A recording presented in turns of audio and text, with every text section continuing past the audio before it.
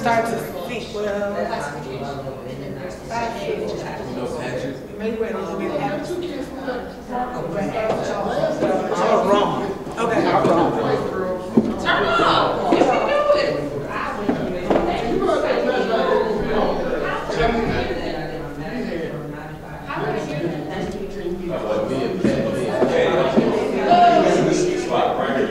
Yeah. They created it. You really don't bring it down.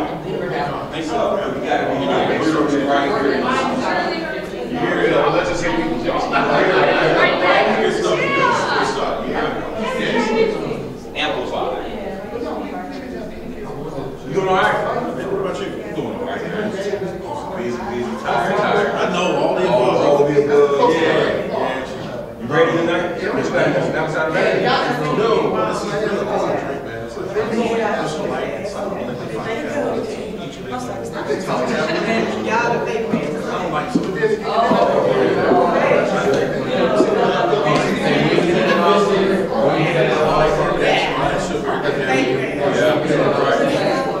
Yeah, y'all, I'm gonna bring y'all.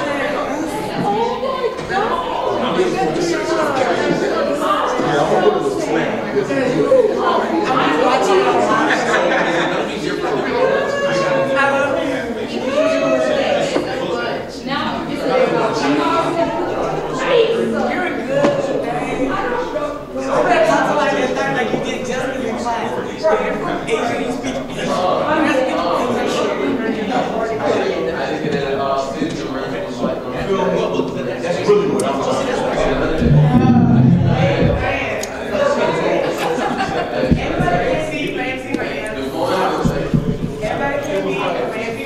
I'm dead.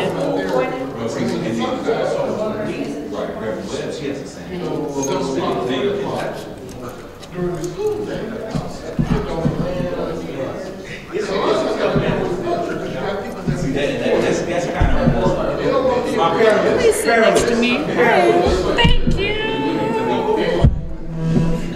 So, young ladies. Yes. I want to announce you one at a time, and you will come sit down. I have a way that I want people to sit. Oh, okay. Yeah, Can I sit next to her? Folks. Well, I don't know. We'll see. We'll see. Please? I'm one of them folks like OCD on the side of this stuff. So. Oh, no problem. Where do you want us? So if y'all can come on this side. Okay. He was saying something with the camera angle. You remember how y'all come from this side last time? He wants you to come from this side.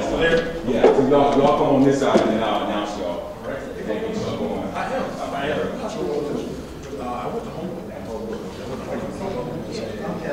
My mother was a teacher there. My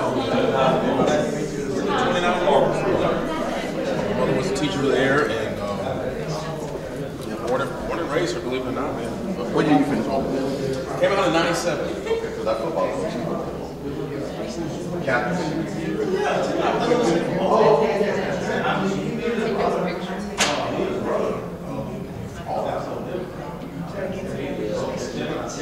So you saw the stick shift?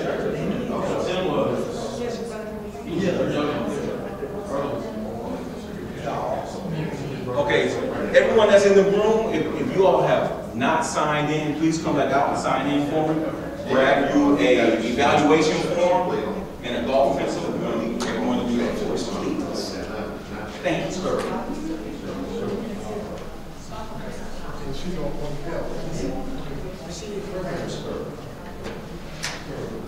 He's an entrepreneur over there. Over there. He's going to small. Yeah. I think it's just for me. I think tonight's conversation is going to be interesting because I have a perspective on it. I feel is sometimes we don't realize it happens, especially. It's really more prevalent than one. Oh yeah. I can't. Yeah, It's definitely an in-house discrimination. Absolutely. And I some first-hand experience. Some stuff that I went through. Especially going to a school. Well, it was kind of looked at it. So much of that. It was the fact that I spoke with us. My parents were always about it. My father was a radio for 30 some years here.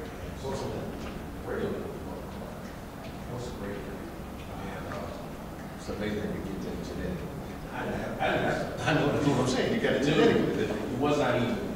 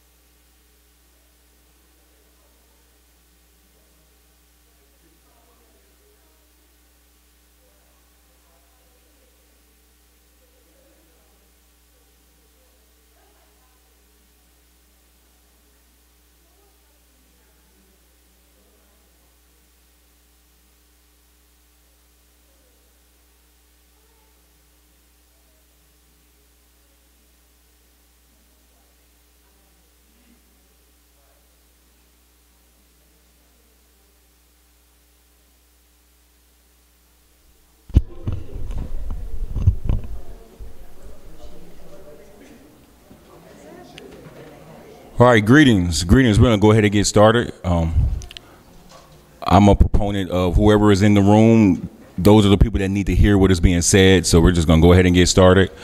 So my name is Charles Woods III, and I'm the Education Programs Manager here at the Birmingham Civil Rights Institute. I want to welcome you to the Birmingham Civil Rights Institute on behalf of our President and CEO, Ms. Andrea Taylor. I want to thank you all for being with us tonight for our second part of a two-part series, two-part community conversation about the Black image. Part one was the Black image in the media, and part two is colorism in Black fraternities and sororities, which is the topic of discussion for tonight. So what I will do is I will introduce the panelists one at a time, and you all can come and take a seat. First, we have Dr. John Plump, educator and author and 27-year educator, serves as assistant principal at Jackson Olin High School, and he is the author of 3 books on education. Thank you, Dr. Plump. We also have Miss Jasmine Merlette. She is the 80th Miss Xavier, representing Xavier University of Louisiana, my alma mater. Thought I'd just throw that out real quick. And she served as Miss Xavier from 2016 to 2017.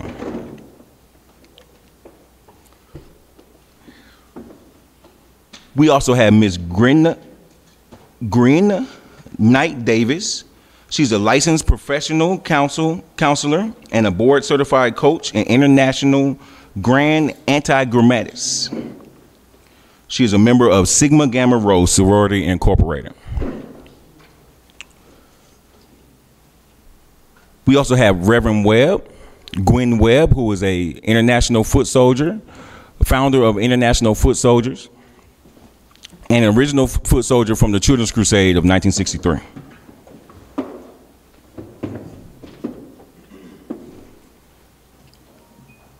And then lastly, we have radio personality Sly King from 107.7.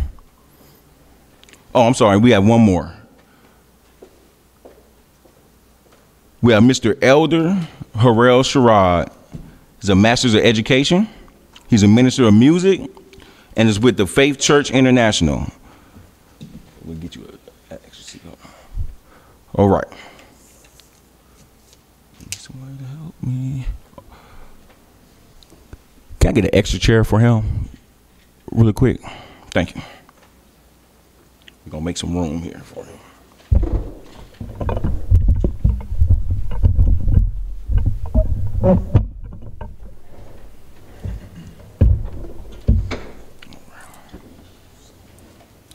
So I just want to get started. We'll talk about what colorism is today. So once we get the chair from Mr. Sherrod, we're going to have him start about what his idea of what colorism is. And I'm going to give each person a brief opportunity to talk about what colorism is to you. And then I will give the Wikipedia definition of colorism, and then we'll get started with the questioning. So, Mr. Sherrod, what is colorism to you? And you all have to share that mic. Make sure that mic is on for me, please, Mr. Sly. All right. Well, I feel that colorism, I think the term was coined by Alice Walker, and it's just basically, in my honest opinion, a divide based on skin pigmentation.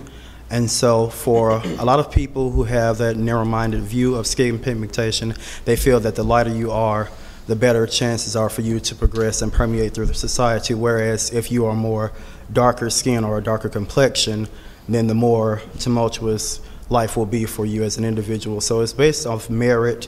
You get the merit basically off of your appearance and the way you look. So like I said, the lighter, the more fair-skinned you are, the more acceptable. If you're closer to the European Anglo-Saxon standards, the more acceptable you will be in society, whereas if you are more darker, the more difficult things can be for you. So that's what I feel colorism is. You gave an absolutely outstanding definition. I don't really know how I can come behind that, but other than to say I honestly agree. You know, that's been my perception about it in general, has been that based on complexion and how you're viewed amongst your own people especially, and that's very critical, and especially what we're going to be, you know, dealing with tonight. So really, honestly, that's exactly where I would stand on it and how I've seen it from my own eyes as well.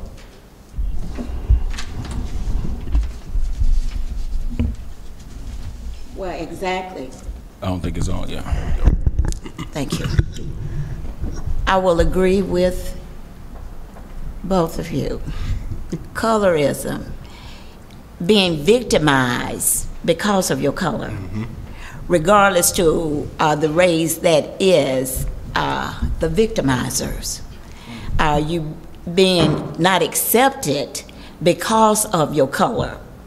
That's colorism. And how do I know that? I'm glad you asked. I've been a victim all my life of colorism. Good evening. Can you hear me now? Colorism to me, I guess I would have to agree with all of the individuals so far who have spoken before me, but most important, I can add that it's a form of intra-racial discrimination, and I have also been a victim of such. So I look forward to more conversation about colorism, but for me, it's being judged or even being mistreated because of the color of your skin. Hello. Hi. I agree with my fellow panelists, but I want to add the part of colorism when it affects your mental well-being and also how you perceive yourself. Sure. I feel like we haven't touched on that in terms of our definition as a group, but I do believe there is a certain part that colorism plays in our self-confidence and our self-perception. And I don't think sometimes it's always a positive light, it is negative. Good evening. My belief is that colorism is a depiction of hues and complexions that are based upon Eurocentric ideals, and it's also a battle between superiority and inferiority. And due to the existence of colorism, it has caused an inner discriminatory practice that exists between African Americans. So, as I was talking with one of my brothers a little bit earlier, colorism started from slavery. It started from the 1619 time period, but now it has become, or has always been within the 21st century, or the 20th century on to the 21st century, an untrue depiction of African American people and how we view and how we judge and how we categorize our people. So it's very good that we're trying to actually outline some of these basic concepts so we can begin to eradicate this ignorant mentality. Thank you all very much for that. Right now, I'm going to read when I Google colorism and Wikipedia, this is the definition that they gave us. So, according to the internet, colorism is a persistent problem for people of color in the USA. Colorism, or skin color stratification, is a process that privileges light-skinned people of color over dark in areas such as income, education, housing, and the marriage market. And then in my own notes, these are my personal notes, I have internalized oppression. So, I really want to ask the panel, what do you all think about the brown paper bag test? If you're not familiar with the brown paper bag test, this was, whether it was for you to get into a fraternity or a sorority or into a club or whatever the venue was, black people would have to put their hand up to a brown paper bag, and if you were darker than that brown paper bag, then you did not gain admission, whether it was, whatever the venue was. So what are y'all's thoughts on the brown paper bag test and how that affected black people during that era? Because I don't think they use the brown paper bag test anymore. I hope not. But it was a period in U.S. history where that test was utilized, and mostly by blacks against blacks. So I guess kind of curious about what you all think about that. Well, I don't mind starting. I think that, again, back to what you said about it, I think that it ultimately causes a lot of internal issues amongst the people that it affects. And what ends up happening is these are things that continue to cascade into other issues that you may be dealing with as it relates to self-esteem, how you see yourself. When you already are dealing with struggles in general, it's very difficult to have those struggles added on top of you dealing with racial issues amongst your own people. And me firsthand, I've had some really interesting experiences with not so much of the brown paper bag type of analysis, but just some other things that have happened, and I can get into that. But I really feel like that can really be very damaging to not only us as a people, but already the people that are dealing with those issues as how they see themselves. Because automatically those who at that point in time didn't see themselves as being considered attractive or whatever the case may be, automatically assume that if they're not fitting into that color scheme, they're not acceptable, they're not attractive, they cannot be successful. And so that automatically puts them in a position of feeling like they're less than they should be. When automatically already we as a people struggle with how we see ourselves in society in general. Anybody else want to weigh in? You want to weigh in? Okay. I was simply going to say I concur and I wholeheartedly.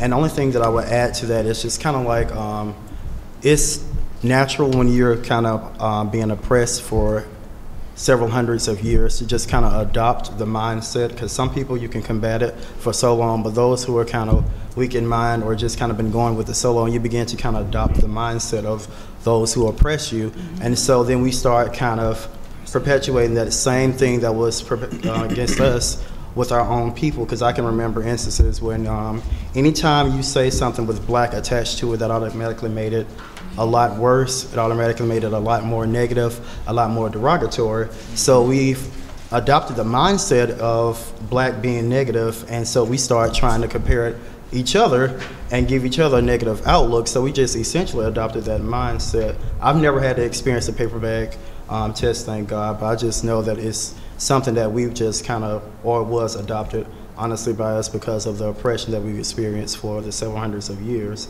And so it's time, and I see more people rising up, but it's time now more than ever, especially with young children who are watching us, to kind of combat that and show them the beauty of what it is to be an African American.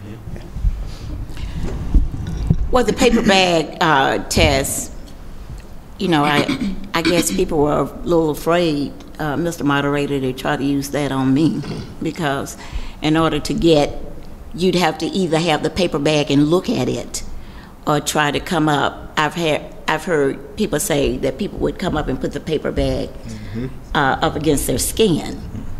But we need not allow ourselves or our communities to even get back in that position, because with dark skin, when I was growing up, and to some degree now, dark skin meant pain.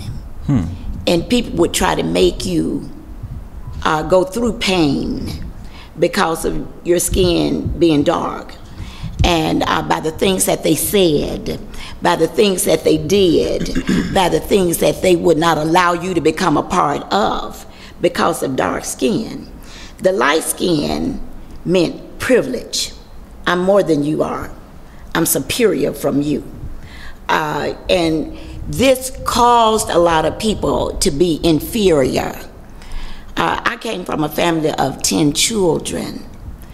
I could not allow people to put their foot on my neck. I just couldn't allow that. In order to put your foot on my neck meant that you had to get down there with me. So therefore, instead of us allowing our children to be victimized by that in society nowadays, let's encourage them more and let them know, like my father used to always tell me, he called me sparkling eyes. Because he said when I get upset, they really sparkle.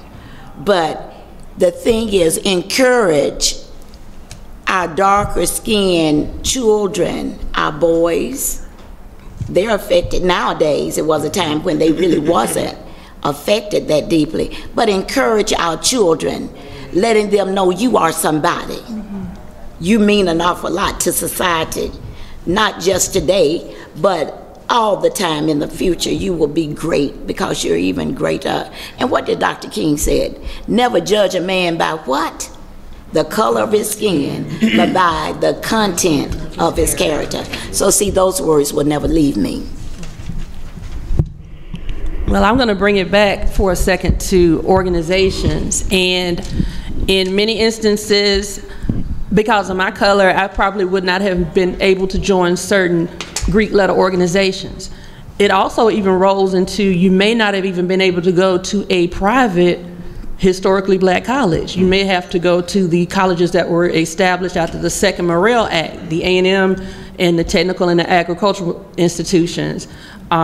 So we do have sometimes perceptions and prejudices and misperceptions in Greek life about if you're a certain skin tone, you should join this organization, or you automatically assume if someone looks a certain way that they're part of this organization or that organization. So that's not as much of a problem, I don't feel, but it has been historically an issue, and it sometimes rears its head in this modern day.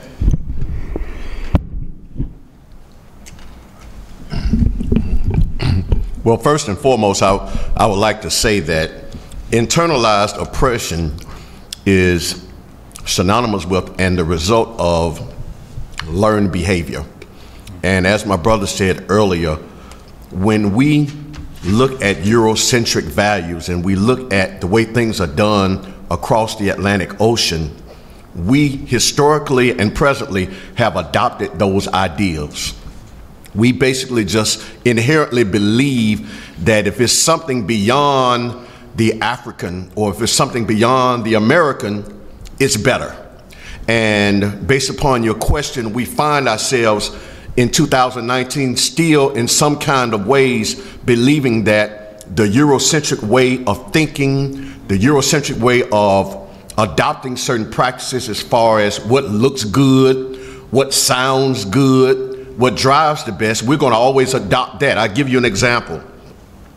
When we talk about Eurocentric values, as soon as an African American gets a good job, the first thing you want to do is go buy a Mercedes-Benz or a BMW. I work in the school system, and if you look at so many of the leaders, those that supposedly make a lot of money, the parking lot is filled with cars that are supposed to be quality cars from a Eurocentric value system. If we value being African Americans, well then why don't we feel good about driving a Chevrolet? Why don't we feel good about driving a Ford? But because of the power of Eurocentrism, we have put Afrocentricity on the back burner. So to be a little bit more direct, we need to do a better job of researching what looks good for our people. So that means that if we're going to talk about hair and complexion, let's look at what people who look like us, how they fix their hair, how they actually promoted their skin colors and things of that nature. When we do a better job of that, then we can clear the clouds and begin to see greatness among what it means to be African American and what it means to be black. Because until then, we will continue to judge our people and evaluate our people based upon other standards. And the reason why I say that, that's not a racist concept, but when you look at other cultures, they're going to always acknowledge who they are first, and they should. Well, African American people, we don't do that. We acknowledge other cultures first, and that's the reason why we continue to be second and third class in our own state of mind and within our own thinking. I like that. You said a lot of several key points, but it's a perfect segue into my next question. So the question is, has colorism created a divide in the African American community? And then what, if you think it has created a divide, what does that divide look like? And whoever wants to start.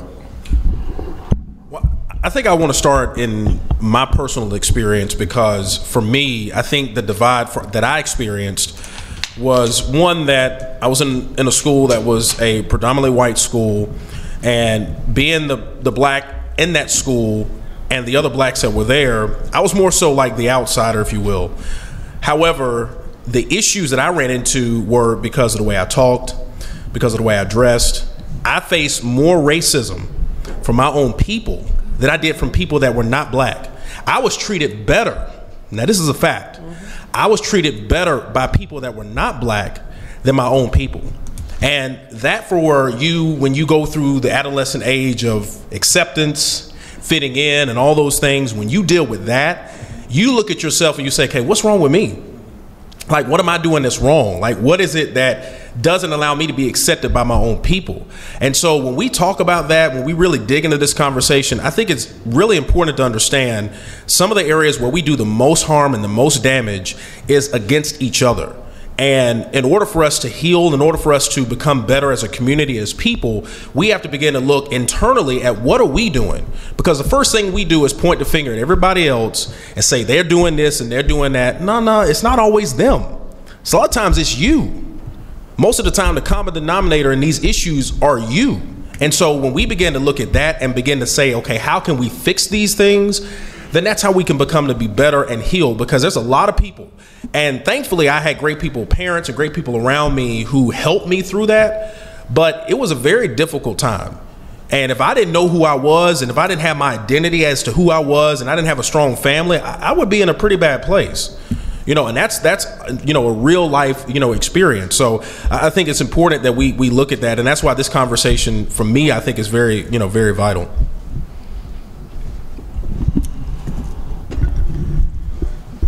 I ditto everything you said, simply because being raised and growing up in Birmingham, Alabama, and going to a black school, not a racially mixed school, but a black school, and being mistreated and denied by your own people, even instructors. At the time when I was in school, you could not be a majorette if your skin was dark like this. They wouldn't allow it. They would tell you, well, you're pretty enough. You've got the right hair, right figure, but you're too dark. And they didn't have a problem telling you that, that you're too dark. I even had a class, my first year in class, but the instructor seated the children alphabetically. And alphabetically, it meant that since my name ended in C, with a C, I should have been up front with my peers, with my girlfriends that would visit my house, my home, and my grandmother cooked for all of us. But like it was Marian Anderson or Shirley, N with a B or a D, but my name was C. And I guess that's how I learned to really fight, because what she wanted to do was put me in the back. And I started questioning that. Why can't I sit up here with my friends who I see every day, my friends who come to my home and my grandmother cooked for them, my friends. And I didn't come from a home that used profanity. She told me, you sit wherever I will tell you to sit. I said, no ma'am. But the end result is that she sent me home to my grandmother. My grandmother didn't like that very much, so she walked, she changed from one house coat. You know, at that time they had two different house coats. One for a dress-up house coat and one for, you know, the housework. But she put on another house coat, and in doing so, she was ready to walk me back to school. And at every step, with me crying, she said, it's gonna be all right, baby, it'll be okay. Every step, with my grandmother talking to me, I got stronger and stronger and stronger. So by the time we hit the office, and the people knew Mama because she baked cakes and things for them, you know? And they asked her why she was there. She said, well, I'm here to bring Gwen back to school. But now bear in mind, I wasn't a troubled child.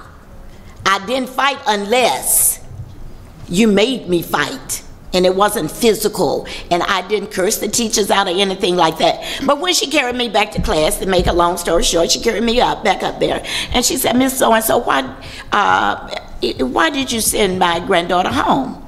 Because she was being disobedient. She wouldn't sit where I told her to sit. She said, and where would you like for her to sit? And my grandmother didn't have a high school education, but she didn't need one. She had a lot of mother wit, if you know what that is. She had a lot of that. So when she got me back in there and she said, well, where do you want her to sit? Right back there. She saw Shirley, knowing that Shirley's name ended with a B and Marion's name ended with an A, and here I am with a C. She said, well, why would you want to put Gwen in the back of the class? Because that's where I told her to go and sit. She told me, Gwen, this is my grandmother, little 5'3" woman. She said, get your books, and you come here and you sit right here, and don't you give Miss So-and-so any problems. Needless to say, she knew I would not, but she brought me out of the back of the class, like bringing me off the back of the bus, and sat me where I rightfully should have been. And you tell me that color, oh yeah, color had a lot to do with it in an all-black school. But let me tell you, it's time to start dismantling that. It's time to start dismantling it. Why? Because we're going to have more troubled children, and then we will have bigger problems, because colorism came when you had the lighter complexion as the house people, and the dark skinned people as the field people. You know, everybody say you should have a problem saying that word. I really do. Thank you, Mr. Moderator. I wanted to add, and I won't be long, I want to hear you talk. I wanted to add that yes, I do believe that colorism has contributed to some division within the community. We may have heard stories of people in our family who could pass, and they were able to leave Alabama and maybe even go to St. Louis, Chicago, Detroit, and they were passing, and they were able to accumulate wealth. And sometimes they would come home and contribute back to the community from which they came, and sometimes they did not. So when you remove individuals who were able to get a better education, able to get more money, and they're not coming back to the community, what does that lead you with? Communities that have lost some of their ability to have role models, ability to have more wealth within the community, and also ability to have those individuals that could carry professional industry and opportunities within that community. So yes, I believe there was some problems within the community and a division because of colorism. Hi. So I feel as though colorism definitely has a divide within our community. That is what it was created to do. That was its job. Even when we go back to slavery, enslaved Africans were separated by their color. They were categorized. They were put in certain areas and places and sent to do certain things based off their skin color, what they looked like, what their hair was, all of that. So when you look at us right now, it's almost like we're doing that subconsciously and not really realizing that, trying to get like a check from our oppressor to an extent. And the thing is, if we all know about it, like my fellow panelists said, we need to address it and we need to stop it. Part of our conversation, I feel, needs to be about what we're doing about it, not just about what it is. And we're all fully aware that it is within our community. So that's why I want to highlight our black magazines, Ebony Essence, what they're doing to the black image and what they're doing. They're igniting pride. And when you see these images on television and you see like, now television and media can do a lot better, but we are seeing more images of people of color in different shades, and it is, like I teach 3rd grade, so my kids are looking up to these individuals and they're saying, hey, Simone Biles, she looks like me, and I'm a gymnast and she's a gymnast, I can do what she does. It starts that young by being able to see individuals that look like you and you can identify with them. So I do feel like it is causing a divide, but I also feel like because we're aware of it and we understand it, there is also more positivity coming from us understanding that it's within our community. Well, being the last spokesperson regarding the divide, I want to touch base on two things. One concerning housing. I think we all understand, and I know we have some high school students here, and I don't know if they realize that property value is what funds public education. And when you really look at colorism and how it has divided the African American community, those who are considered to be the upper crust of the African American community, whether that be upper crust as far as financial prosperity, educational attainment, degrees and credentials, those individuals actually do not live in the African American community anymore. For whatever reasons there may be. A lot of times it's because of opportunity. And there's nothing wrong with taking advantage of opportunities. However, we have to arrive at the realization that by taking advantage of those opportunities, it has also depressed the African American community. So that means that when certain African Americans who are considered to be the leaders in our community no longer operate, live, and are a part of African American neighborhoods and African American communities, it depresses the possibilities of those communities being able to thrive and compete with other communities. I'll give you an example. My grandfather was one of the first black doctors in Birmingham, and he died not having a dime. But when he practiced medicine in the Titusville community, oftentimes African Americans would patronize him with eggs, Sunday dinners, things of that nature, because they didn't have finances. However, he dedicated his life for over 50 years practicing medicine in the African American community. There were also other professionals who did their thing to benefit African Americans. So the point that I'm making is that during that time, even though times have changed, during that time you had a thriving African American community because the upper and the middle class professional lived in those areas. Well, in 2019, that does not exist anymore. So it also destroys the educational makeup. Whereas at one point in time, you had upper level and middle level students that went to, for example, Birmingham City Schools. And that way, the talented 10th that was created by W.B. Du Bois was always in action. It was always in process. So in essence, what we have to do a better job as a community, those of you who have it going on financially, use your finances to pull your own people up by their bootstraps, to pick your own people up by their stilettos and all these other things that we know will get our people where they need to go, because we've got to recognize that until we reach that point, we will continue to struggle and have the same conversations and exchange the same commentary as to why the people with the great glorious past still have a substandard existence. And that is merely because those that we depend on to pull those of us that are still struggling, that are still toiling, we're not able to rise and be where we need to be. I agree. Any other thoughts?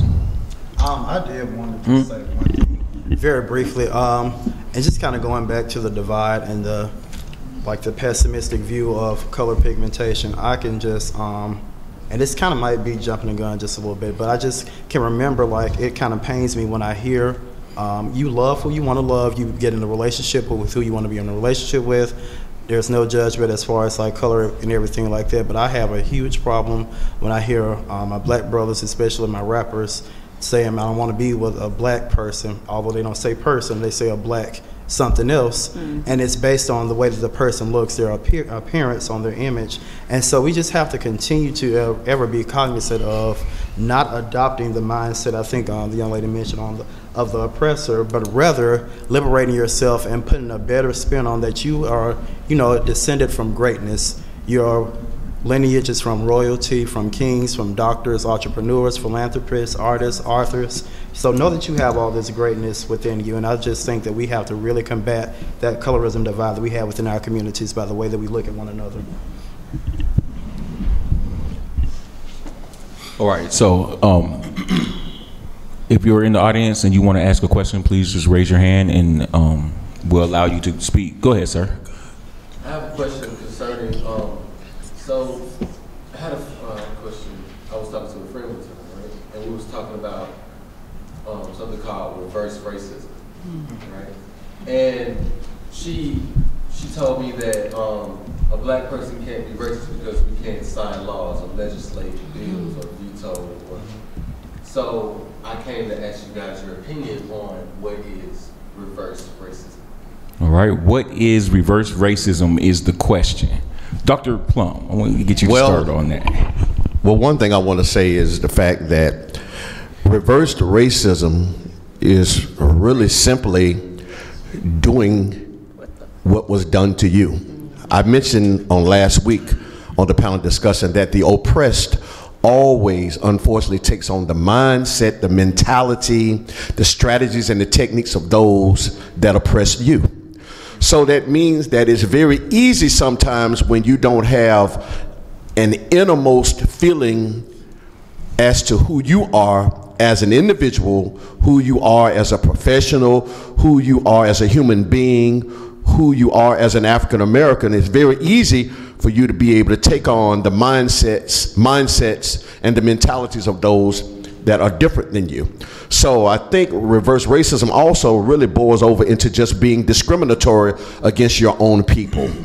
The brother on the piano mentioned about the fact that oftentimes growing up, he found himself being discriminated against more so by his own people, more so than other people that did not look like him.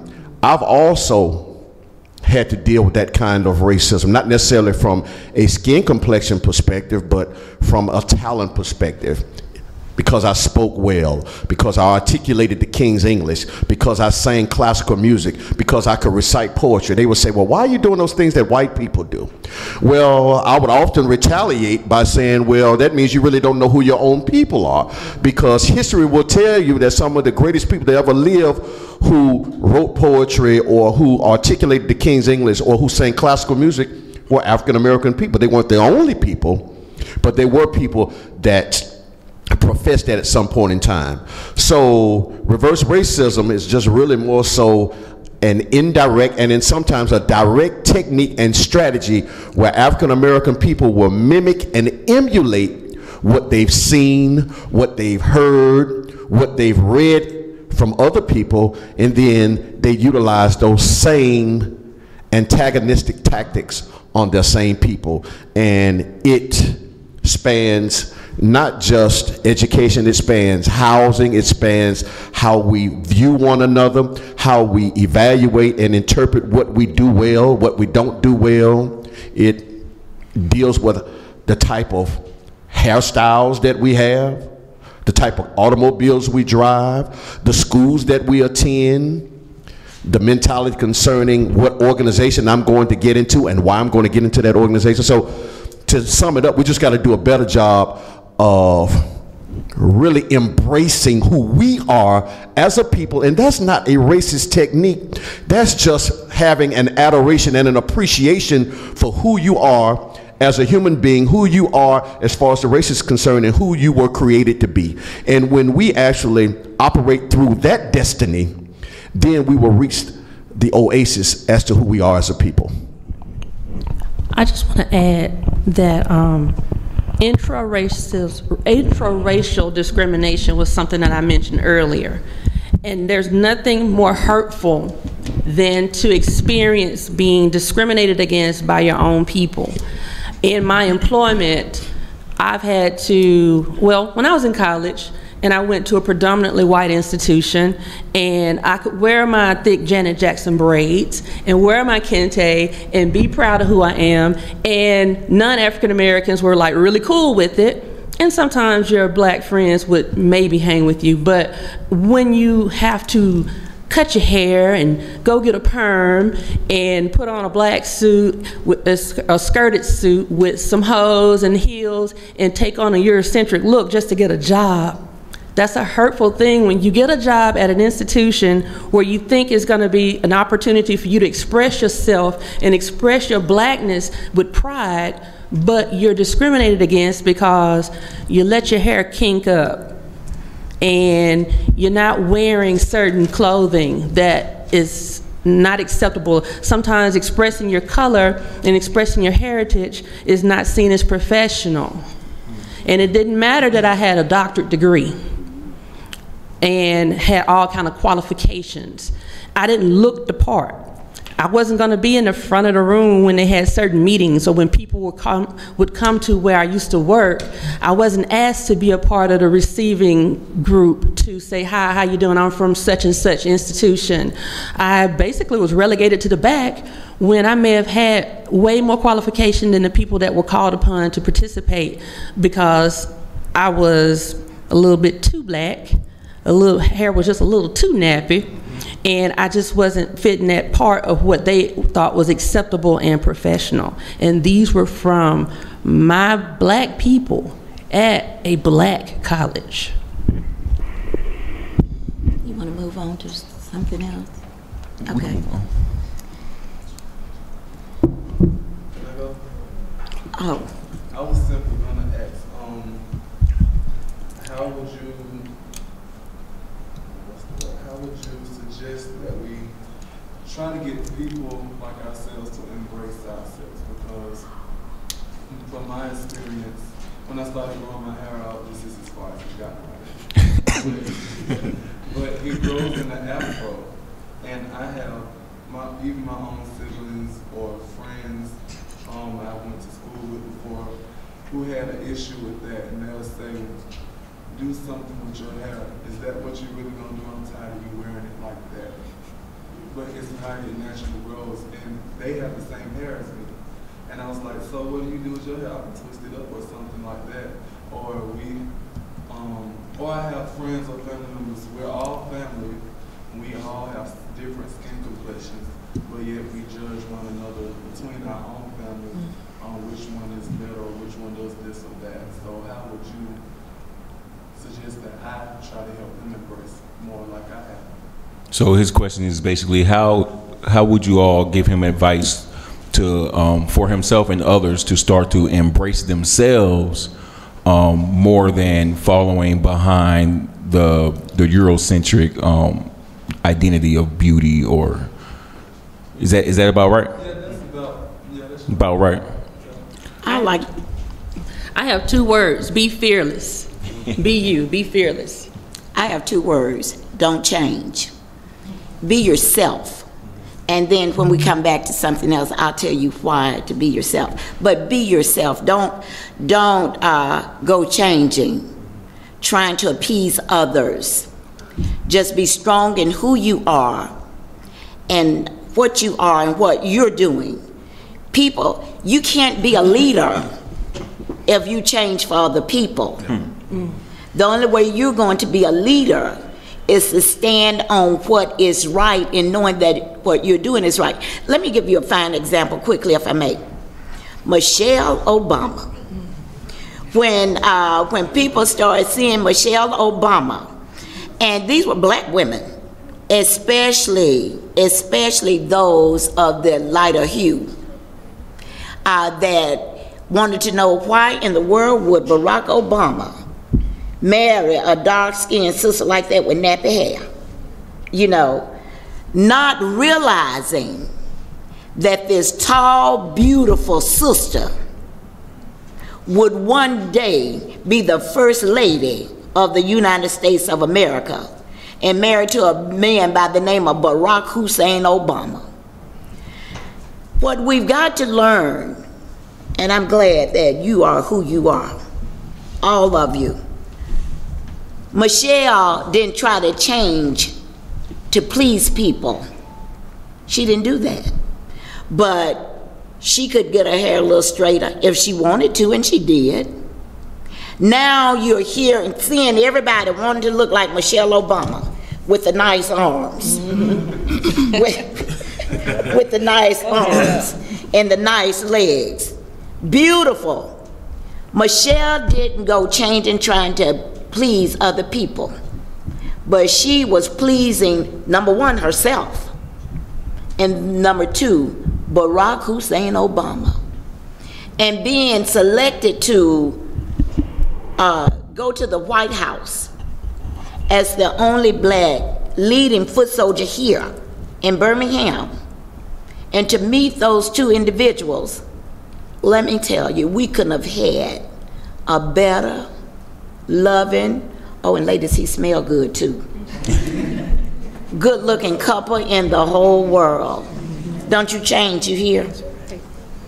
I was gonna say you should lead by example, and one of my favorite quotes by Marianne Williamson, it's her whole thing, but I'm just gonna say the part that's one of my favorites.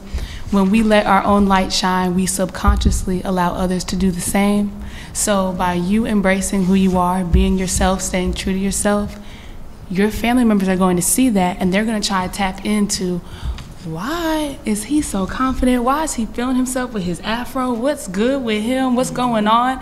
They're gonna want some of that too. And all you're doing is showing yourself self-love, and that's not what they're doing, but maybe they don't know how to. So when they see you doing that for yourself and seeing how you're not budging, you're not changing, you're gonna stay true to who you are, they're gonna wanna do the same exact thing. So all I'm gonna say is be there for them in that moment, because they probably don't understand why they're playing into that and why they're doing that. So just keep doing what you're doing, because they're going to want to be doing it very soon. Briefly, the only thing that I want to say is that in order to build the self-esteem of the African American, we have to not know who our heroes and sheroes are, but we have to acknowledge who our heroes and sheroes are.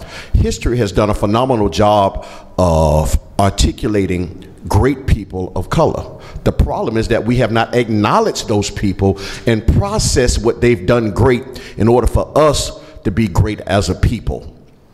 You know, you always hear the story about learn history to be able to not repeat it. We have to do just a grander job from the home, in the community, in the school, of actually teaching young people at a very influential age what greatness and what blackness looks and sounds like.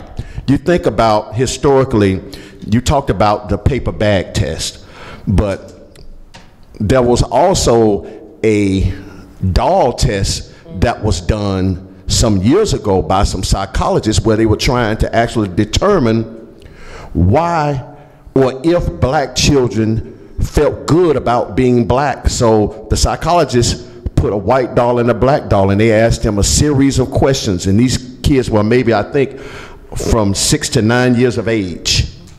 And we do know that they are very impressed. Children are impressionable.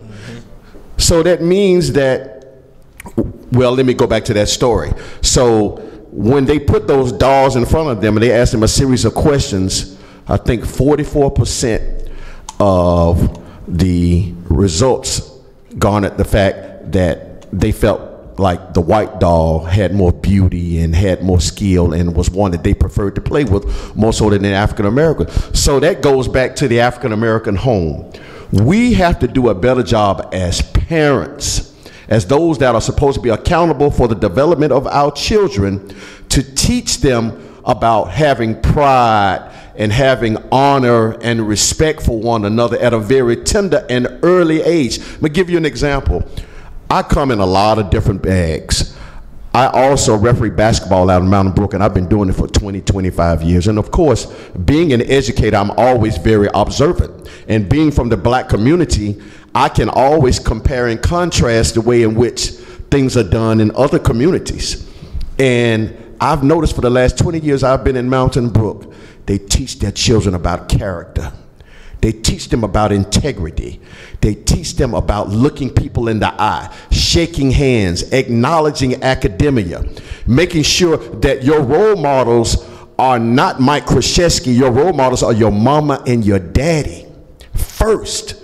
And we have to acknowledge that in the African American community, so we will be able to lead our children to be able to have a deeper respect for what it means to be black. So that's the problem. And the last thing I want to leave with you, brother, if you're really trying to have a direction for your people, look up Paul Robeson. Paul Robeson was probably a man before his time. Out of all of the great black people that have come before us, I would be remiss if I didn't say anything about Paul Robeson, a great actor, a great concert singer. He revolutionized the African American spiritual and brought it to the concert stage. He was a lawyer. He was a spokesperson for third world countries.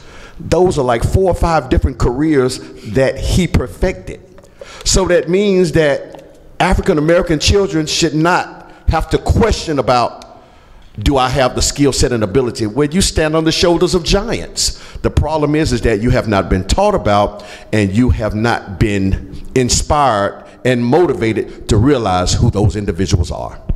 I just want to say one last thing. The thing I said before was not to put any of my family or the people on blast or nothing, the people around me. It's just that the people you love or the people that are around you in public or whatever, it's the smallest things that they do, like the comments here and there, and that's why sometimes they may not see it as an issue, but simple actions or comments every now and then can still make a big difference. Right. Oh, I want to see if anybody else has a question before I call on you again. Yes, sir. Okay. I want to go back to the colorism in the black organizations. My question is, how do you guys think colorism has affected the black community as a whole? Because as we established, colorism doesn't happen anymore or that much or as much in black group organizations, but in the past, in the beginning, there were alphas and AKAs. In the beginning, that's where the colorism started. And in the beginning, that's why they had to become more Greek-led organizations, because those organizations were not letting certain people in. So, for example, let's take Oprah Winfrey, for example. She tried to be an AKA a couple of times. But because of how dark she was, the organization would not let her in. And now she went on to become a famous, well-deserved actress, host, and philanthropist, all that type of stuff. So she could have done wonders for the black community, the black organizations as a whole, because that right there is a big community of black people with numbers that can make a lot of changes to our community. So how do you guys think colorism in the past affected us now to where we're at right now? So his question is, how do you think colorism that happened in the past, how it affects us today? Anybody who wants to start? Well, I think we just mentioned earlier too, like how you just kind of adopt a mindset unknowingly or knowingly. You just kind of adopt a mindset that's been passed down to where you, in your natural state of beauty and your natural state of your hair, the way you carry yourself, and the natural state of the way you look, has been told continuously and consistently that it's not good enough, it does not meet the standard, and it's just not acceptable for you to be progressive, in society. So when you are constantly hearing that, you begin to adopt that mindset. And so it's not as prevalent as it once was in times past, but like it's been mentioned earlier, it's still remnants of it when you hear people saying that they don't want to do this with that person because of the way they look, or they don't want to interact with this person because of the way they look. And so it's up to us as black leaders, as black entrepreneurs, as black this and black that, to shift that narrative that your black is beautiful in its natural state, uninhibited, unrestrained, uncontained, all of that jazz. It is beautiful just the way it is. We have to embrace that. We have to know that, because we have to realize who defined these standards and told you that your look is unprofessional, or told you that the way you speak is unprofessional. We have to always be cognizant of who put those in place. And so we have to shift that narrative that just where you are, even as everybody that's sitting in this room, is enough, is great, and it is beautiful. I want to add a little history fact. There's one sorority that was founded on a predominantly white campus and was not founded in response to colorism per se, but actual racism, in that these were 7 school teachers and a teacher's normal school college affiliation of a predominantly white institution that had no other organization around them at the time to become a part of. And that's Sigma Gamma Rho sorority, founded at Butler University in Indianapolis, Indiana in 1922. So not all fraternities and sororities had that paper bag test colorism issue going on. Our sorority, which I'm a part, Sigma Gamma Rho, was founded out of pure racism in a racist city on a racist campus during some very racist times.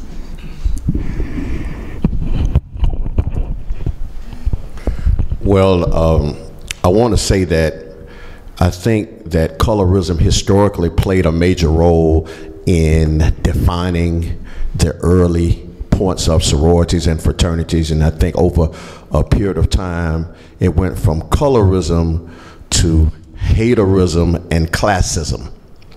And classism had to do with what your family background was, what type of job your parents had, what type of community you came from, even in some cases what type of school you went to. I can give you an example, a personal example. I'm a member of Kappa Alpha Psi, and I've been a member for 30 years. And my grandfather was the founder of the first chapter in Kappa at Morehouse College in 1921. And my grandfather told me when I had first made Kappa in 1989 that the way in which he was brought into the fraternity was based upon how well he could speak, or how well he could write an essay, how well he could debate social and political issues. Now, you tell young men or young women in today's day and time that are African American that you need to know how to do these things just to get an organization, and some of these members will look at you like you crazy. Because we do know that hazing still exists. We still know that haterade still exists in many of these organizations. So there are a lot of different social factors and domestic factors that play a role in entering these organizations. And to be honest with you, my organization was founded in the Midwest as well, in Indiana, at Indiana University in Bloomington. And many of the early chapters in Kappa were always in the Midwest or the North, because the mentality was that the only people that have the academic acumen, that have the scholastic virtue to be in these organizations, are African Americans that live in that northern region. And it wasn't until in 1921 that my grandfather was a part of the first chapter in Kappa Alpha Psi south of the Mason-Dixon line, and that was at Morehouse College in 1921. So that was the first chapter in Kappa Alpha Psi that actually gave Southern brothers an opportunity to become a part of an African American fraternity. So to just be a little bit more direct, we just need to do a better job of really remaining true to what these organizations were founded on as far as principle is concerned, and then implement that for the good of the organization, so these organizations continue to be make an impact in our communities. Thank you for that question. Did anybody else want to comment on how has colorism affected us? How has the past colorism affected us today? Anybody else? Well, if I may. Go ahead, Reverend Webb. Okay. If I may say something when we get back to the fraternities and the sororities. I know when a dark-skinned girl could not be a member of the AKAs, and if you will research that, you'll know that the pink and green didn't want you if you were dark-skinned. And so now you would have to, now they will accept you because it's very expensive to be a part of it, and they need the money. So therefore, there's no point in lying about it. Some people may try to sugarcoat it or whitewash it or whatever you want, but I am just about facts. And it also stands true in some churches. You know, if you are lighter skinned, you may rise in positions faster. But wait, let me go back to these fraternities and sororities. If we would be more dedicated to the Word of God, to His Word, and doing what the word of God says do, be committed there, then none of these things can and would affect us. Do I belong to one? No. Why is it? Because I really didn't want to. And I have a niece that my husband and I, we helped her to be educated, and she wanted to join one. Well, I think I'm going to be an AKA. I say, I think not. Simply because, number one, she is not. She would not have been the Hugh. But not only that, they would have accepted her because of the finances that she would have been able to afford off our backs. I said, not off of my money, you will not. So it's needless to say she wanted to be a part of, so she's a Delta. She's an elephant. So therefore, we are going to really have to get back into the Word of God. And then people will not be able to use these fraternities or these sororities to hold us hostage. I feel like you're being held hostage with it, because without your money, they can't do anything anyway.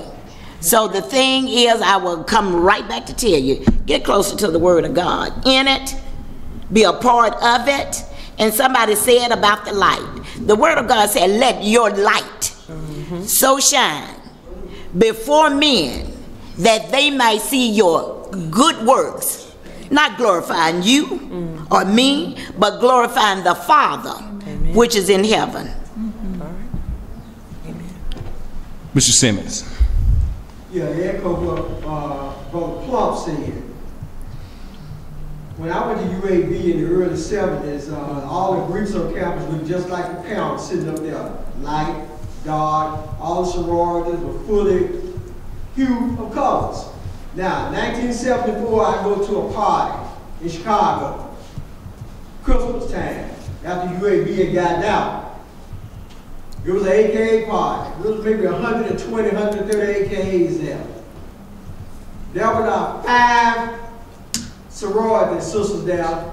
They were the color of the Sigma Gamma Rho lady with the yellow on. Every young lady in there, and eventually they had a sculpture. Most of these were local Chicago chapter, AKAs. They were all the color of the young lady sitting next to Plum. And it's a class thing. It was a class thing. It's more so than her dad's a doctor, her mother's a lawyer. It was more class than color. But see, I went to school during the Black Power movement, where everybody had an afro. And everybody was like this. So it was a culture shock going to Chicago to a party where every AKA was high yellow. But there was a class structure more so than and that's why I made the decision when I had kids, all 4 of my kids would go to HBCUs too, by the way, which they did, Alabama A&M and Tennessee State. Now, Gwen hit the nail on the head. I can't speak for every school in Birmingham, but at Parker High School in the early 60s, if you ain't bright, you ain't right. I don't care how pretty or fine you were, if you want to be a majorette, you had to be fair-skinned at Parker High School. Now, I can't speak for all the other schools in Birmingham, but that was a deal at Parker. Thank you. Yes, sir. Thank you for your comment. I think a lot of times we have the benefit of looking at history through the lens of 2020. Say hindsight is 2020. It's very easy for us to, in a modern age, look back 100 years ago and find fault with what somebody did, didn't do right, did wrong, whatever. But what we fail to understand or acknowledge is that these Greek letter organizations, these organizations were founded by 18 and 19-year-olds who were just 40 years and 2 generations removed from chattel slavery.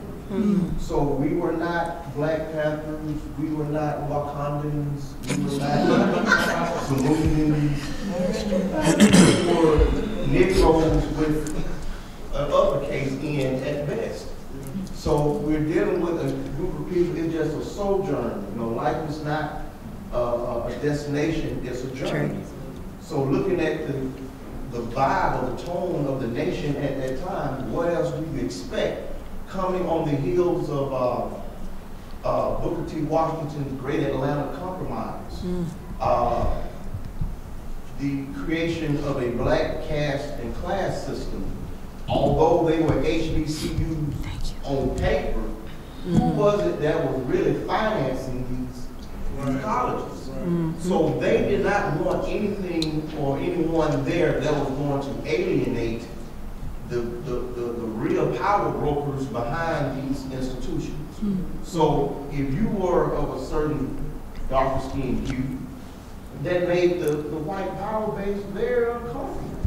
And the reason why these organizations existed, the reason why a lot of these HBCUs existed, was to keep black people on a certain, on that side of the railroad tracks, or that side of, I don't know, even here today, keep us on that side of MLK Boulevard. Or at least in Mobile, Jeff Davis turns into MLK. So you understand what they really meant, they really trying to see.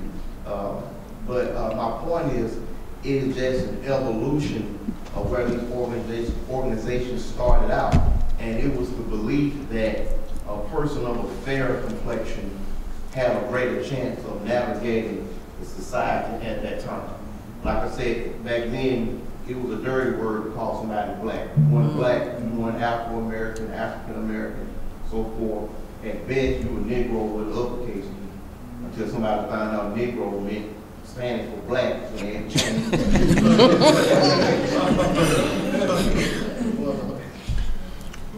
Once again, thank you for your comment. Oh, there you are. All right.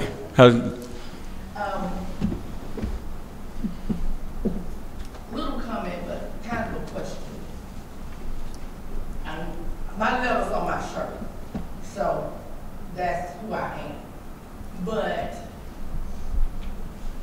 I became a part of an organization, but I knew who I was before I became part of the organization, if you get what I'm saying. I was raised and taught and had the belief that Delta is because I am. Delta cannot be any more than what I bring in, because that's who we are. But even with that, knowing and understanding the quality of the information that we're receiving tonight, and looking around the room and seeing the lack thereof, what do we do now to get more of us involved? Not just because it's Black History Month or whatever, but because this is something that we should hold near and dear to us. And understanding that even when we look back, the young man up there was talking earlier about his family and his friends, and I was thinking in my mind when he was speaking and all, and Professor Plump, we were talking about how your grandfather and all these people did in the past and all, and I'm sitting here and I'm thinking about, well, that's a little different now because we have mothers and fathers that are raising children that don't have an understanding of what the past was. So you cannot instill something into someone if you don't have it yourself. And so it's more of, to me, a community effort to try to get the whole Black family, and not just per se the college students or whatever, but to reach the multitude. What do we do to reach everybody and make this not just about tonight and not just so small in numbers? How do we reach the people that really need to be reached? I'm trying to summarize that question. Okay. So her question is, how do we reach those who need to not only hear what we're talking about today, but also need the history and the knowledge behind what being a Black person is, so that, and you correct me if I'm wrong, so that you being a part of an organization or someone else being part of a different organization, that doesn't disunite us as a whole. Does that make sense? Right. Okay. Unite. So how do we go about reaching those individuals? And then I'm gonna go a step further. Once you reach them, where do you lead them? Go right ahead. Very good question. And I would like to ask a question. How many of you belong to a church? How many? The majority of the room, you belong to a church somewhere. In my travels, let me tell you what I tell preachers and pastors and others in the church. For all of you who are black, I don't care what color, what shade you are.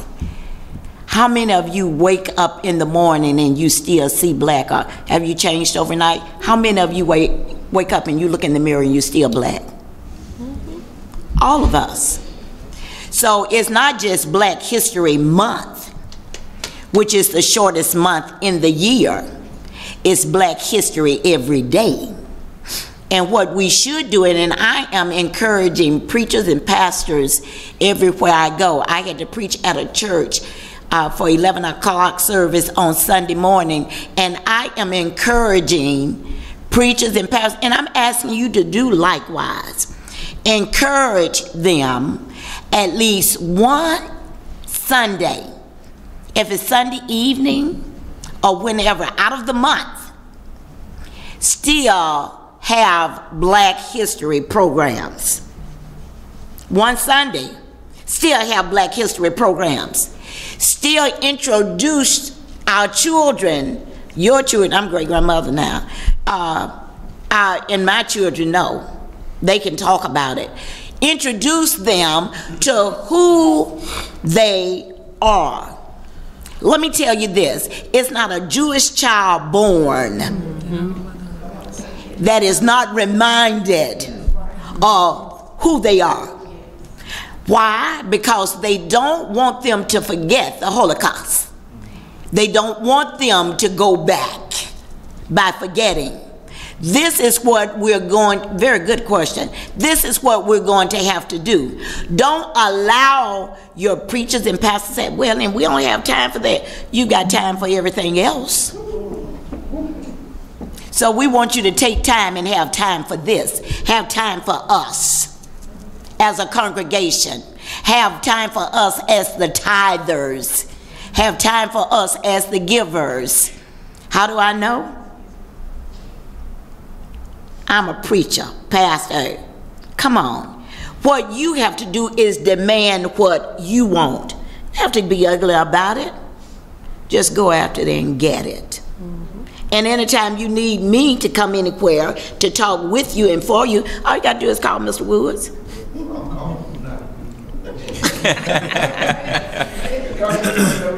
Go right ahead. I speak here at different churches, and a lot of times, and this is a whole nother topic for another discussion, but a lot of times, a lot of us don't want to be black. And especially black churches, once again, we really financing a lot of them. I asked, name me one black king or one black queen in the Bible. Everybody looked like and then I told them, and I spoke at the church about blacks in the Bible. And I was talking about preachers, military, rapper. But I'm like, well, you can still acknowledge a blonde-headed, blue-eyed white boy on the wall, and that's okay with you. But you know, I thank you for extending that invitation. That's another colorism debate right there. We had to cover that one next time. Before we take some questions, I want someone else to comment on how do we reach those who need this information, and then once we reach them, where do we lead them? I think another question to kind of follow up to that is how do we make the issue of importance? How do we make it relevant to people that just kind of are disconnected, worrying about the latest Jordans, the iPhones, the latest hairstyles, the Dolce & Gabbana, the Gucci and Fendi? How do we convince people whose mindsets are consumed with that to the importance of realizing of their beauty and who they are and embracing that. And so I think that's the issue, honestly, that we have to kind of direct our time and energy and efforts to trying to address that and make sure that we make it relevant and important. And then like the pastor was saying, Black history extends way beyond February. I mean, even if we just said something for every day for 365 days, we can do it for several years, for decades, just on the history that we have, because it's so rich, it's so vast. So I think, and I'm open for anyone to answer this too, like I think the question underlying it here is, how do we make it important to people? How do they realize that it's important? And so I think one thing we can do is just kind of begin to just start the initiative with us, like the young man was saying, how he wants to wear his hair just the way it is. Just start initiating it with you wherever you are, whether you're an educator or in your office. Just begin to just initiate it wherever you can, in little ways you can. Just sharing the Black fact, sharing the history, sharing the importance. Like if you know somebody that's interested in doing something, well, I've never done this before, I've never seen anybody do it, and you pull it up and show them that there are Black people that were hockey players, ballerinas, that are, like I said, industrialists, entrepreneurs, that are philanthropists, that are writers, that are all these wonderful things that you desire to be. Yes, ma'am. I feel it's stuff to get more people involved and make it more relevant by introducing more topics in all aspects of Black history. At school, we mostly learn about slavery and the civil rights movement, but we don't actually learn about people that have these occupations who are like writers and poets. I feel as though we should introduce more of that to our students, so that they can be more relevant. There's a lot of sports players out there that lots of people, young men look up to. Well, you should give the young women someone to look up to as well. So I feel like that would help us. Absolutely. Yep. Thank you. Well, I have a question. You have a suggestion? My suggestion is, hi, Naomi. Up here at Birmingham Civil Rights Institute, I'm a part of our Birmingham, our Youth Legacy Leadership Program. We're docents. We're teenagers, high school students from all over Birmingham and other places in Alabama. We come in and we give tours. But before we give tours, we go through like a 13-week program. We actually learn the information and all the materials. We go more in depth. You learn more than what you learn in the classroom. And so one of my suggestions is just making sure programs like these are more advertised. Yep. Letting everyone know, hey, this is a program that you can do. And once you, especially in our generation, there's always going to be people that follow the crowd. Once you get that one person in there, everybody else is going to want to join. Yep. So just making sure it's advertised and everyone knows, hey, we're out here. This is something you can join. What's the name of the program? The name of the program is the Legacy Youth Leadership Program. Applications really just wrapped up, but if you're interested, please let us know and we will get you an application, and we can give you more information about that program as well. That's Can we show of hands those people that are a part of sororities and fraternities that are in the room? sure. If you're part of a Black Greek organization, please raise your hand. Great, which segues me into my next question. One second. I'm trying to stay on. We got to stay on time as well.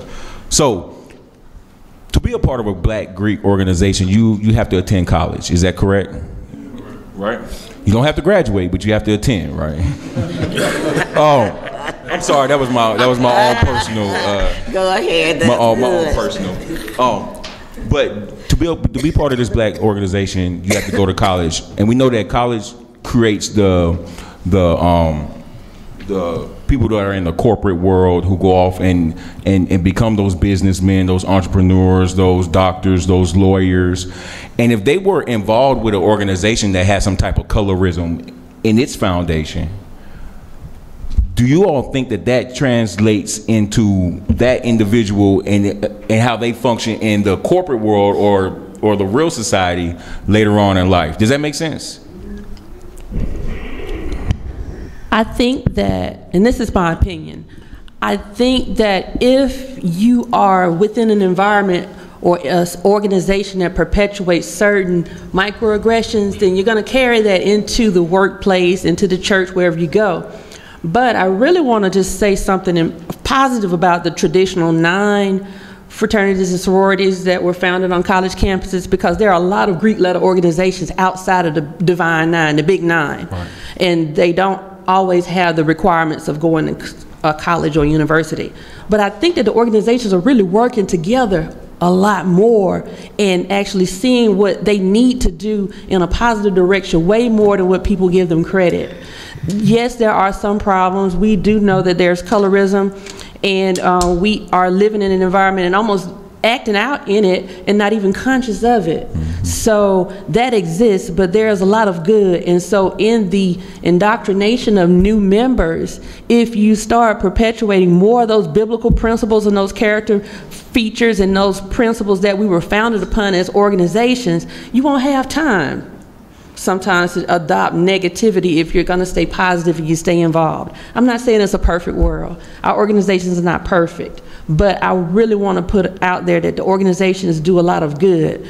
The percentage of individuals that really take on that idea that it's a lifetime commitment is few. It's only a fraction of the individuals that actually become members that really carry it and do something with it beyond college days. But there is a lot of good within the organizations, and if they continue to work together and be seen together doing the things that they were founded to do, I think that, along with actual real conversation about real issues within our community, and many of those individuals are role models, it's a beginning.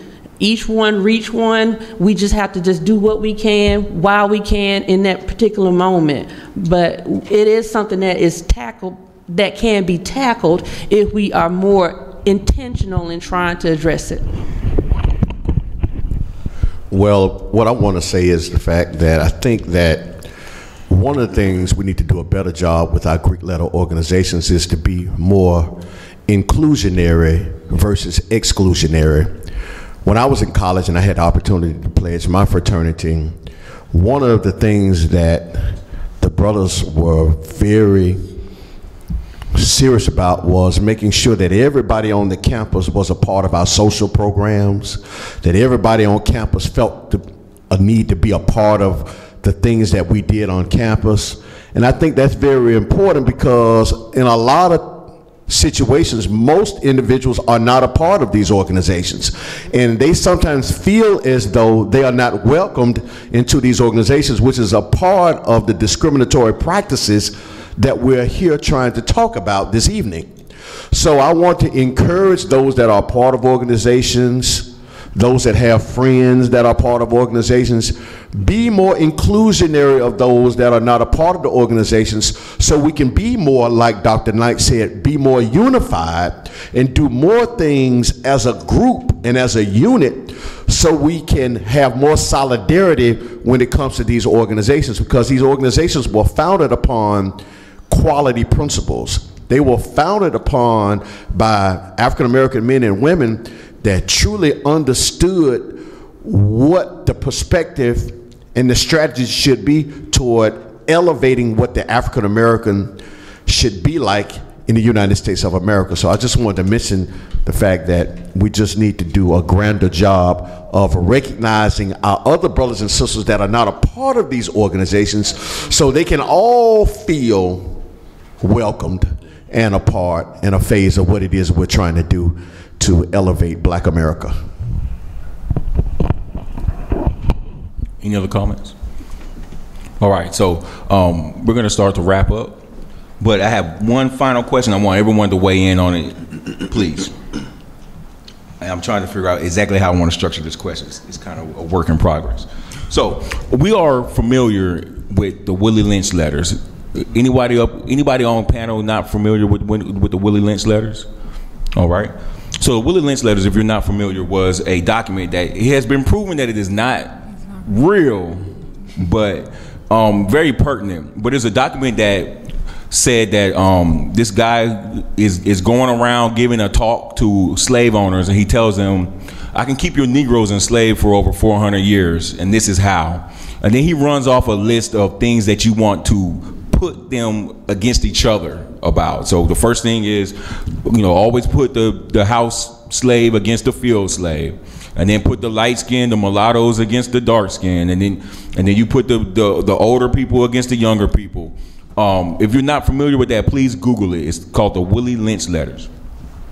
So with the idea of the Willie Lynch letters and how internalized oppression has been ingrained in African Americans through slavery in this country, how can we not only overcome colorism, but how can we counteract all of the things that were discussed in the Willie Lynch letters and get black people back to a unified front? Now that's a big question, I know. We're not gonna solve all of that tonight, but I'm very curious with what the panelists have to say in regards to that. You wanna start? He's looking like, I don't know. Yeah, that is a very, very, very intriguing question, and it leaves a lot of things open.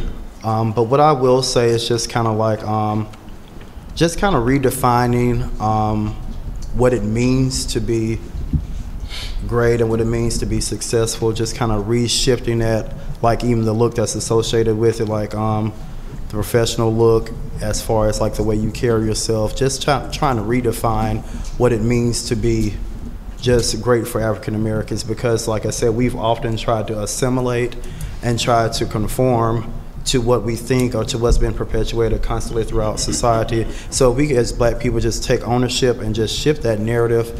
And again, like kind of like I mentioned earlier, just reminding people, black people, people of color, people in general, who they are is enough, and is great, and it's enough to get you to success. To success. You're gonna have to work hard, you're gonna have to put in the work, but it is enough. So I think that's the initiative that we have to take to shift the colorism divide, and just to remind people of the greatness, the way that we overcame, the way that we've just grown above every kind of degradation, every kind of cataclysmic obstacle that has come our way, we've overcome it. So just continually reminding people of the greatness that they possess. I think that's just a minute way that we can start to just kind of shift the narrative of colorism, and just kind of reminding that we're all different, but we all bleed the same, we all are human beings, we all are created by God, and we're just all able to be successful and to be great just as we are. So just shifting the narrative, if I can just provide a direct answer to that, just shifting the narrative of the way we perceive ourselves and what's perceived in society. Looking at just where we are today, I think a lot of it for me, and really a very great question, a lot of different answers can be given, and I think our perspective on this is a lot of times shaped by our experiences and where we are. But I think as black people in general, there's a lot of things we can do that can improve how we begin to see ourselves going forward. I think a lot of things get back to identity. A lot of things get back to how we as people can come back and help those that are in our community that need positive influences. And it doesn't have to be somebody that makes six figures, that is on television. It doesn't have to be that. There are people who are successful, people who are in our communities who can help one another by simply coming back and helping those that are younger and really show them that who you are matters, by allowing them to see that the person you are, who God made you to be, is great. And I think when we begin to do that, it helps you, because personal identity and knowing who you are is one of the keys to you understanding why you are here. Every person that's been created was created for a purpose, and God designed that for that specific purpose for you to be successful in whatever it is that you're doing. And when we begin to see that we can all help one another, I think that that's important. I think the education is important. A lot of the stuff that I've noticed tonight really gets back to the fact that a lot of us don't know our history. The young lady mentioned about what they teach in school. I tell my daughter all the time, I'm like, look, no, you need to read this. You need to understand this. We have to say, don't sit and expect the school to be the one to provide the education of our history when they're not going to give you the correct history of who we are. We touched on that last week for those that were here, where our history really starts. And so it's important that the education is key for us to make that turn. A lot of the stuff is the fact that we don't know. And one of the gravest errors is the fact that we don't know who we are. And when we begin to understand our descendants and that we're, you know, from kings and queens and who those people are, you see yourself in a totally different space. But the problem is that a lot of our younger people don't even understand that. So we have to do a better job as adults, as people who are in the community, as leaders, to come back in and make a difference to help those that are in our community and find the value of seeing the things that they're offering here at the Civil Rights Institute, things that can educate us. If we focus our attention on those things instead of the things that we focus on, that's when we'll begin to see some changes. But our attention a lot of times ends up being in things that are not as valuable to us. They're short-term, as I like to say, microwave processes to success, instead of understanding that we have to take a journey to get to those places, and all of those things that we can do together collectively can help our community. And it's a grassroots effort, okay? And I don't think it's going to be solved overnight. I think it's something that we have to find value in and say, I think especially in this climate that our country is in, I think it's important that we find some real serious conversation about saying we got to do a better job of coming back together as a community and as people and helping our younger generation, because if we don't do it, we'll die and be gone, and they still won't have anybody left to educate them on the things that they need to know. And so I think that that's important, and where we can at least get that part started. It was very good, both of you. What we cannot look at is the what people have done in the past, divide and conquer. Divide and conquer. We should not allow ourselves to be divided. Let me tell you why. Like I said, being born black and dark skinned here in Birmingham, Alabama, and people were afraid with me getting involved in the civil rights movement and going to jail that something was going to happen to me, even my own mother. But what I was afraid of was if I didn't do something, being born black in Birmingham, Alabama, and dark skinned, what would continue to happen to us. But let me tell you, even doing all of that, I became the second black female cop in Birmingham, Alabama. And I had to fight my way all the way up to the detective division and doing all of the things that I needed to do even at that time. But also, I'm going to give a lot of you a real shocker. So hold on to your seats right there. But not only being born black and dark skinned in Birmingham, Alabama, and becoming the second black female cop in Birmingham, Alabama, being married to a white cop in Birmingham, Alabama for 23 beautiful years. And you know, we never even had an argument. It's not who you are, but whose you are and what you do with that. And do you know, nobody could have loved me any harder. I was the best, and he always made me stand up and look at me and say, you're the prettiest woman in the world, where my own people of my own hue tried to make me look and act like and feel like the ugliest woman in the world. The football players and the other young men, even my color in school, they would not date us because of our dark skin. Let me tell you, just like I started out saying, it's not who you are. It's what you do with who you are and whose you are. See, I was raised in a Christian home, so I know who I was and whose I was and who I am right now. So don't allow people to stop you by saying you don't belong with them. Be who you are, young man, young ladies. Be who you are. Don't allow people to divide and conquer you, but you show people the strength that you have, not in these, not in this, but by using this. Right. Know the love of God that's in you. And then I'll close with this. Even with Moses, his brother Aaron, his sister Miriam, they stayed on him, boy, because he married an Ethiopian woman. And what is an Ethiopian woman? Nothing but a black woman. But God dealt with that too. When God turned Miriam white, leopard, that's right. And that's as white as you can get. And I said that the God that I serve has a sense of humor too. Say, if you want white, I'll give you white. And just move you out of the way. People have to stop this foolishness. I'm telling you, they're going to have to stop. Because we're living in the last days. I don't care what anybody else may say. When the pastors and the preachers start coming back to the communities where they pastor and preach and live, instead of moving outside of them.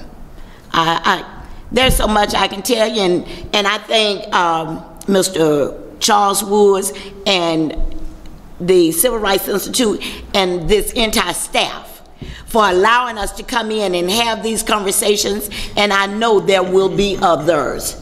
So, and thank y'all for listening to this little nappy-head child. I thank you too for the opportunity, Civil Rights Institute and Mr. Woods, for leading this panel discussion this evening. I think very simply that we need to come back together as a community and be intentional in what we do, be aware of what we need to do, and be committed to making a difference. There's so much that needs to be done. And your question was so loaded because there's so much you could say about it, but there's not enough time in just this hour and a half, 2 hours to talk about what needs to be done. But whatever you can do that's going to advance the community, let's do it. We need to actually come back as a people and work together. We've been fragmented and picked apart so much. It's time for us to come back together, know who we are, be intentional in what we do, and make it happen. Also, thank you for this opportunity. It has been amazing to hear all these panelists speak and all the knowledge. I've literally been taking notes on what everybody has been saying because there's just so many gems that were dropped today. But I think the way we can counteract effects of colorism is honestly just by self-love and black pride and instilling it young. So I teach 3rd grade, and I just remind all my kids, you know, you are beautiful, you are special, you are so awesome. You know, just uplifting them, all of that. And it starts young, and that confidence will go with them as they carry on throughout their life. But I feel as though self-love is what would stop it, because when you're sure in yourself and you know who you are, you don't have to mess with anybody else. You don't have to tear them down. You don't have to be negative against them, because you know, well, if I'm good in myself, I have no reason to do that. And by you doing that, you're helping other people be able to uplift themselves. So I think self-love and black pride, and that'll also help the community come together as well. So just self-love, just be positive.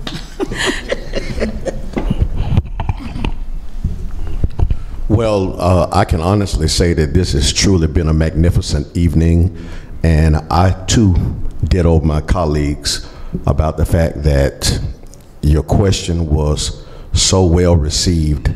There's so many things that has been stated this evening, but if I were to end, I want to help young people to realize that as African Americans, and having pride and having a belief in who we are, we have to truly say to ourselves, do we love ourselves and do we know ourselves? The young lady earlier posed a question, she's gone now, but she said, what can we do to get these type of commentary tables of discussion out to the community? Well, I'm just a firm believer that he who is reached has to want to be reached. And you look at a great activity that happens in our community, the Magic City Classic. We shut the city of Birmingham down for the Magic City Classic every year. And a lot of times the individuals who come into the Magic City Classic don't even know where the colleges are located. They don't even realize that it's pitting 2 historically black colleges and universities together in athletic competition, but they stand for education.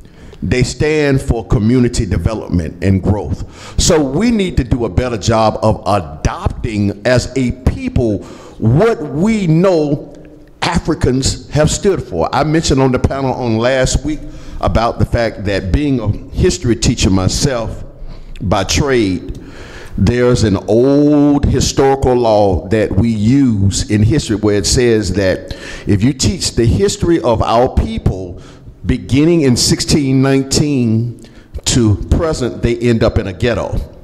But if you teach the lineage, the contribution, the history, the achievements, the greatness of people of color prior to 1619, they attain true liberation and end up being free. So, young lady, when you ask the question, well, how do we start talking and discussing about those of color beyond Martin Luther King, beyond those common examples? The history has already been documented. Pastor, you talked about knowing God. Well, the Bible is a history book. Yes, it is. Yes, as a matter of fact, African history is biblical history. Yes, it is. So that means that our people have to have a historical identity first before we can have a common and present and futuristic identity. Lastly, summing things up from my perspective. Some of the things we need to do to defeat colorism. Number one, we have to know thyself. Number two, we have to arrive at the realization that similarities and differences actually exist in our society. Have we ever really thought about the fact that the reason why we have historical and present confrontations with those that don't look like us is because we don't respect differences in our society? We never talked about it, but I'm a light-skinned complexion brother. And during my early points in school, I was discriminated against where the kids would say that I was not black, but I knew more black history than any of my classmates. I knew more history about what it meant to be an African American from many of my classmates because I was brought up and taught like that from my parents and from my environment. So in essence, we got to do a better job of acknowledging the diversity and multiculturalism that exists within our own race. Men have to do a better job at looking at inner beauty versus outer beauty. That's right. Men, we got to do a better job of doing that. African American females have to do a better job of researching what it really means to be a quality sister. Nothing against the weave generation, nothing against those that wear blonde wigs, nothing against those that have long fingernails and all these other things, but at the end of the day, we have to say to ourselves, well, if we're all about having black pride, why are we emulating things of people that don't look like us? I mean, because we don't see other people emulating black folks unless they're making fun of us, unless they're trying to put us down. So we got to do a better job of that. And lastly, we got to say to ourselves that we're going to be the masters of our own fate. That's right. We have to create our own label on what it means to be an African, what it means to be an African American, what it means to be colored, or what it means to be black. And when we do that, we will achieve greatness in this great land. Thank you. Thank you all very much, my panelists. Just a few housekeeping rules. There are evaluations out on the table right outside. If you did not get one, please get one and fill it out. You can leave it back on that same table. We'll get it. It helps us know how we're doing and how we can do better. Also, we have calendar events for March. March is Women History Month. So please go to our website, www.bcri.org, and check out our calendar for the month of March.